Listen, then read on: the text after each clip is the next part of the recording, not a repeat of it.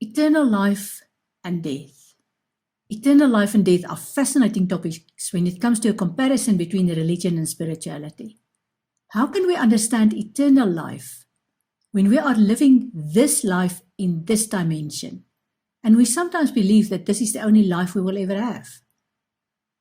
Let me ask you, when you choose a spiritual path, you will need to decide for yourself what your view is on eternal life. Do you believe in eternal life or not? What does eternal life mean to you? What are your views on reincarnation? Here's a conundrum that I have encountered as part of my Christian upbringing.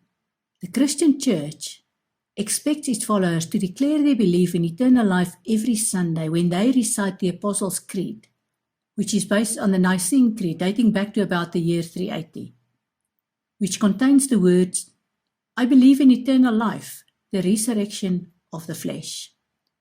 That's for Sundays. During the rest of the week, Christians deny eternal life and any reference to reincarnation, while they are waiting for Jesus to reincarnate. Part of that denial is to judge and ostracize people like me who can see into the future and talk to the dead. So, what is eternal life? Here's a way to explain something which is much bigger than anything our human minds can comprehend. Imagine that eternal life is like a wheel with spokes.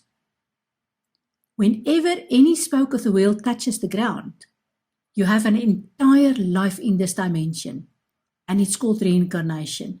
This life can last from a few minutes for newborn babies who then go back to eternal life, to over 100 years in our current life, and even hundreds of years in previous generations. If we can believe that Methuselah, the grandfather of Noah, really lived to the age of 969 years. However long we experience this life to be, it's merely a spoke in the wheel of eternal life.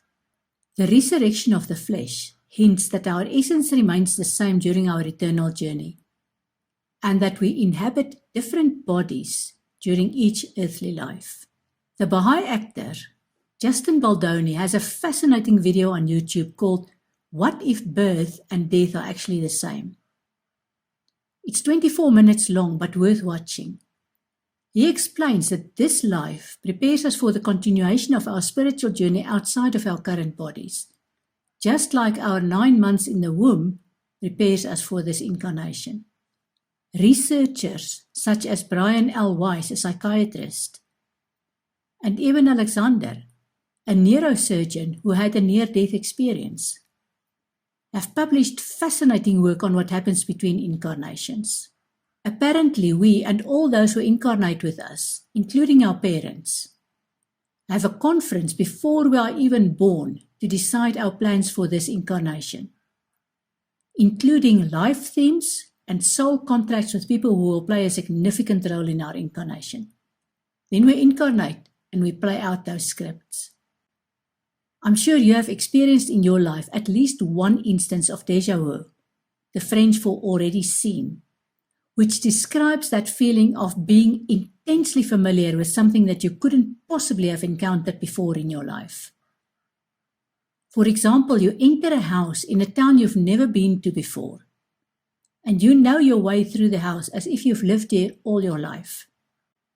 If you still wonder whether reincarnation is real, don't let me convince you. You need to follow your own journey of discovery. However, I would like to give you 2 fascinating examples. The first is the well-documented experience of a 3-year-old boy in Syria's Golan Heights region. The boy was born into the Druze ethnic group with a long red birthmark on his head. The Druze believe that birthmarks relate to previous lives. When the child was old enough to talk, he told his family that he'd been killed with an axe. The boy was taken to a village where he recognized the home he had lived in during his previous life. He named his murderer and took the elders to a place where the body as well as an axe was discovered. The killer then admitted the murder. The story is captured in a book, Children Who Have Lived Before, Reincarnation Today, by German therapist Trutz Hardo. I'm sure you've heard of the Dalai Lama, who is the spiritual leader of the Tibetan Buddhists.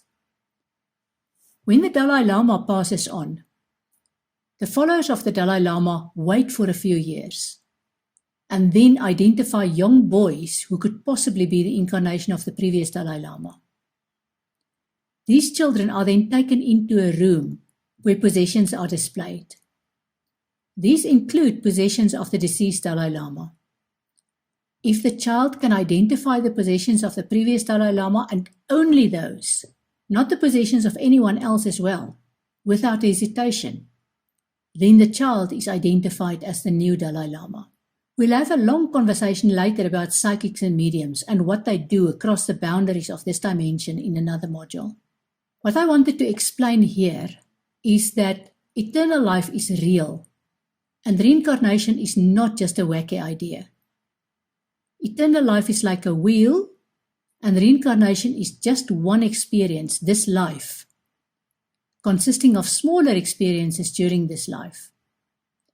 Each one of these smaller experiences contains some wisdom that makes you whole again while you discover gratitude and love.